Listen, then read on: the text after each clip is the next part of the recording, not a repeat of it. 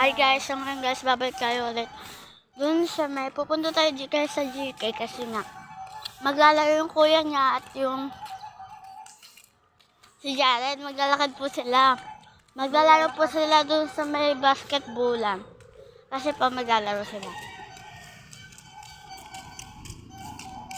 Ayan guys, si Ate Natalie, kasama ko siya ngayon guys.